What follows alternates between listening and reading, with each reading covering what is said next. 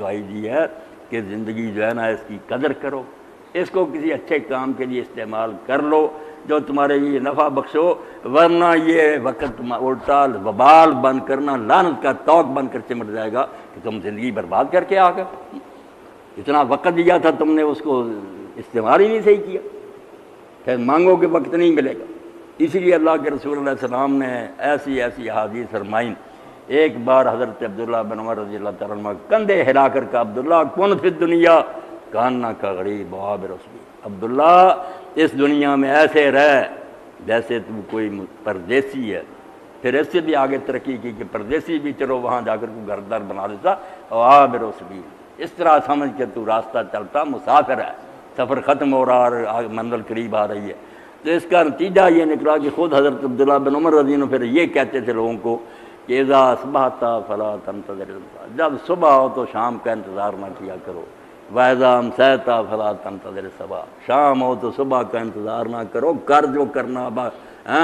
وَوَدَّعَ نَفْسَكَ مِنْ أَصْحَابِ الْقُبُورِ، اپنے آپ کو مردوں میں شمار کیا کرو کہ میرا نام زندوں سے کٹ گیا ہے، کل لوگ کہہ دیں گے کہ فلاں نہیں رہا۔ آپ نے سنا ہی نا کتنے بڑے آدمی تھے دین کے لیے ساری زندگی گزاری، میاں طفیل احمد رحمۃ اللہ علیہ ہو گئے، چلے گئے۔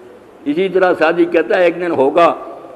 خیر کن فلان و غنیمت شمار عمر کو غنیمت سمجھ اور کچھ نیک کام کر لے، زاں پیش تر کے بانگ برائے فلانا ماں، ورنہ یہ اعلان تو ہو ہی جائے گا کہ فلاں نہیں رہا دنیا، لوگ کہہ دیں گے وہ تو فوت ہو گیا یار جنازے میں شریک ہو دو، یہ اعلان ہو جائے گا، اس سے پہلے کچھ کر لے۔ اور اسی لیے سعدی رحمۃ اللہ نے کہا یہ ہمارے ساتھ جو دل لگا اس طرح ٹھک ٹھک ہی چلتا ہے، آواز مطلب یہ ہے، مگر وہ کہتے ہیں بانگ تبلت نمی کنت بیدار، ایک ڈھول ساتھ ہی بج رہا ہے مگر اس کی آواز تجھے جگاتی ہی نہیں، تو سویا ہوا غفلت میں، بانگ تبلت نمی کنت بیدار، اے کہ تو مردہ یا درخواب، تو مر گیا ہے یا نیند اتنی گہری کہ تو اس کی آواز نہیں سنتا، یہ ٹھک ٹھک تو بتا رہی ہے کہ تیرے ساتھ ختم ہو رہا ہے، لمحے ختم ہو رہا ہے۔ اور ایسے طریقے کہ بالکل عبرت کی باتیں، وَكَمْ مِنْ عَرُوسٍ زَيَّنُوهَا لِزَوْجِهَا، کہتا ہے کتنی دلہن ہیں جن کو لوگ سنوار رہے ہیں کہ خاوند کے گھر بھیجنا ہے، وَقَدْ قُبِضَتْ أَرْوَاحُهُمْ لَيْلَةَ الْقَدْرِ، حالانکہ شب قدر میں ان کی روحیں قبض ہونے کا حکم ہو چکا، اللہ نے لکھ دیا کہ اس رات ان کو اس سال ختم کر دینا، وہ تیاری کر رہے ہیں کہ خاوند کے گھر بھیجنا ہے، حالانکہ لیلۃ القدر میں ان کی روحوں کے قبض کا حکم جاری ہو چکا۔ کتنے چھوٹے بچے ہیں جن کے بارے میں تم توقع رکھتے ہو کہ بڑے ہوں گے اور عمریں پائیں گے، حالانکہ تم اپنے ہاتھوں سے جا کر ان چھوٹے چھوٹے نازک پھولوں کو لہد میں لٹا دیتے۔